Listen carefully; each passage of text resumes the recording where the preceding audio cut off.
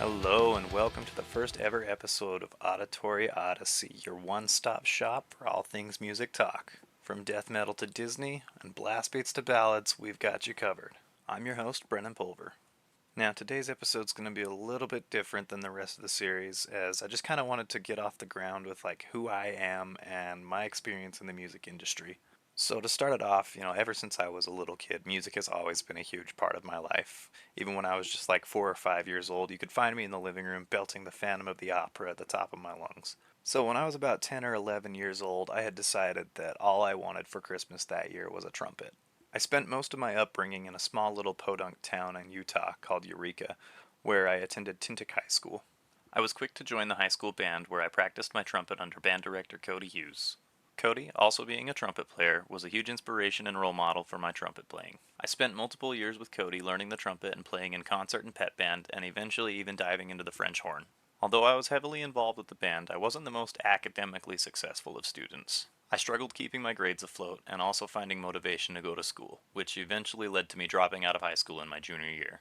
After dropping out, I got my Utah plumbing apprenticeship and started working with a local plumber whom I worked for 7 years. During those 7 years, I struggled with a lot of mental health issues and a drug addiction. Through all the turmoil, music was my rock. It was the thing that I held on to keep my sanity. The dynamics of music have always related with me in a profound way. It's like music can go from highs to lows, all the way in between, from left to right, diagonal, up, down, everywhere. And that's kind of how I see life. Life is really unpredictable and it can take you a lot of different places.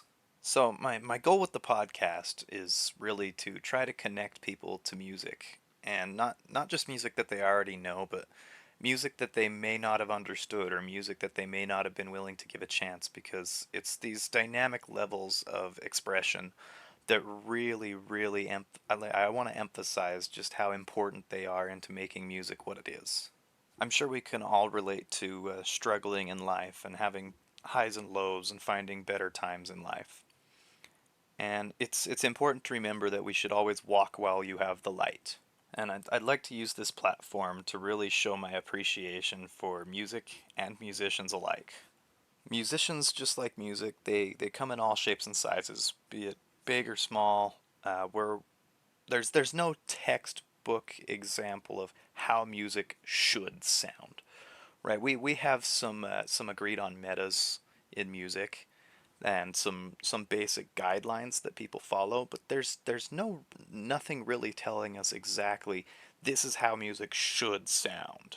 We're all kind of in a journey together trying to write our own definitions of how to display sound. And visualizing something that's meant to be for the ears, meant to be heard, that really takes it takes a lot of mental acuity. It takes a lot of thinking. It takes a lot of determination to try to affect somebody through their audio perception is probably one of the hardest tasks that a person could be given. There's a lot of things that can be said in this world, and there's a lot of ways to say them. And a musician's job is to take those things and try to bundle them into one package that's not necessarily just pleasing to hear, but to deliver it in a way where it's more felt than it is heard. It's a lot of feeling. A lot of songwriters tend to take their own personal emotions and bleed them into the paper. I often hear people say things like, "Oh, every one of his songs sounds the same, yada yada," something along those lines. And to those people, I have to say, well, that's that person, and that's them that you're hearing. You're hearing this emotion. You're hearing that spirit of that person in that music. And so, if it sounds the same, it's because it's consistent. That's who they are, and they're expressing themselves in a lot of cases. Now, not all songwriters do this. Some songwriters are a little bit more playful than others, and they try to express other identities and dive into other emotions that may not even relate to their lives at all, but they may find it funny, they may find it sad, they may find it heartwarming.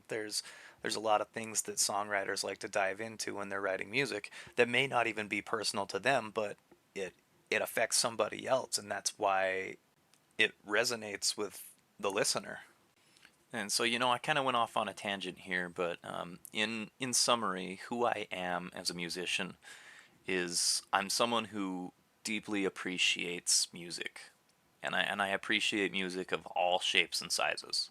I hope that through your time listening to Auditory Odyssey, you can learn to appreciate music just as I do, and maybe find the appreciation for other forms of music that may not have piqued your interest in the past. Because I believe that all forms of music are deserving of our appreciation. I'd also like to use this platform to get a hold of other musicians and sit down and talk with them about their creation process and how other forms of music, other musicians have affected their creation process, how their life has affected their creation process. Just it, an opportunity to figure out why people do what they do in the music industry. The music industry is not all sunshine and rainbows, and I think as musicians, most of us know this fairly well. Music can be very chaotic, music can be very stressful, music can be very relieving, it can be very enlightening, it can be all different forms of emotions can happen when trying to create music. I believe the best songs are written at the climax of emotion. Emotions are a part of our nature, and so it's something that everybody can relate to. And when you take the most profound levels of emotion and you display them in a way that people can feel it, that's when it makes the largest impact. Now, different people feel different emotions differently. I know that's a lot of different there, but that's true. Different people are going to handle certain types of emotions different than other people, and that in itself gives music such a unique atmosphere, as you can have one song affect many people in many different ways. Not everybody is going to react the same to a certain song or even a certain type of music. Everybody's going to kind of make their own predisposition of how a certain type of music or how a certain song makes them feel, and they can be drastically different from another person's perception of the same song or the same type of music. Now, me personally, I like to really try my hardest to cast aside my predispositions about everything when it comes to analyzing music as a whole. I like to try to see it from a third person as much as possible, because it's not only me that this song is affecting, but any of the listeners. I kind of want to see it from that outside perspective, so that I can draw a cleaner picture of the real power of music, of this language that we all speak it and we all understand it. We may speak it or understand it a little bit differently than one another. So if you've listened in with me up to this point, I'm really glad that you're kind of with me on this journey to really try to break down music together and try to understand from all different angles why music is the way it is, why each song is the way it is. And I'd love to see different song suggestions, different questions, and I'll try to provide answers for them. So if you have any questions or answers, be sure to send them over to me, and I would love to address them in future episodes.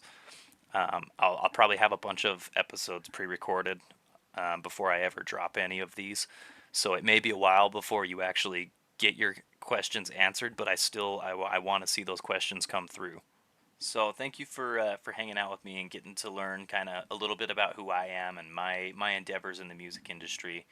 And I'm so excited to get started in this new endeavor in the music industry, and really hashing out all the different talks that we can have about all things music here over at Auditory Odyssey. Now, this episode's going to be cut here a little bit short, and I'm sure future episodes are going to be probably much longer than this. If you want to help me out with this journey, be sure to share it out with your friends. Share this podcast with your friends. Subscribe on all the different platforms that I'm hosting on. And I'm not even sure which platforms I'm going to be hosting on it entirely yet, but I know this will be on YouTube. So if you're on YouTube side of things, be sure to subscribe. It's a way you can support me. It doesn't cost you anything, and it helps me get the voice out there to more people, so that we can have more talks about music.